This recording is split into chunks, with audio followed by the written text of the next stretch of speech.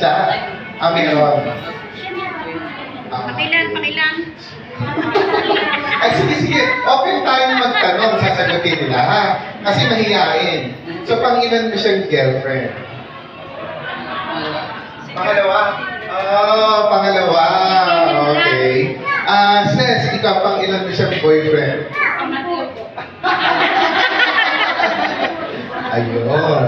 Okay. May tanong pa po ba dyan? Tanong. Paano sila nagkakilala? Yun nga. Sige, sis, mahihain si Emel eh. Sige. Sis. Sa dating apps po. Ano? Dating apps. Dating apps. Sa dating apps. Ano dating apps? McDo delivery. Facebook? Sa Facebook. So nakita mo yung picture niya, tapos, ikaw nakakita sa picture niya. Saboy! Nag-chat, ano yung unang chinat mo sa kanya? Ha? Hi! May gusto ka na sa kanya? Agad-agad? Ano yung pakilala? Tapos? Sabi din po yung friends na classmate ko ng college. Tapos Okay. Sige. Paano nagkaibigan? Yun. Kasi iba yung nagkakilala, iba yung nagkaibigan. Oo. So, syempre, para mas malinaw, sino ang nanligaw? Sino? Ikaw. Palakpakan natin. Dalagang Pilipino. Tama. Ano ang gusto mo kay Emel sa katawan?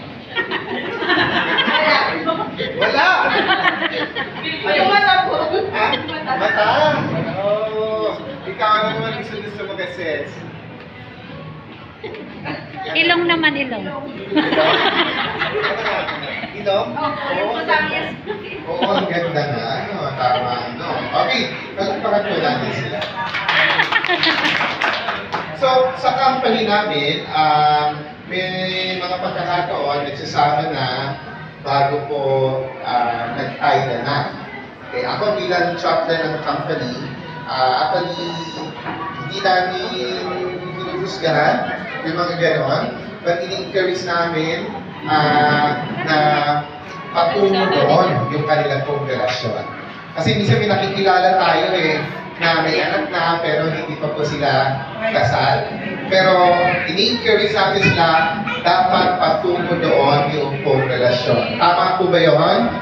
Yun, dapat po. No? So kung sinimulan man ng ganong sitwasyon, dapat patungo po sa panunumpaan sa altar, which is ganyan po ang ginawa po ni Sir Emel at ni Ses.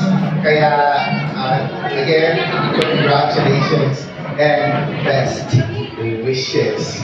Sige po,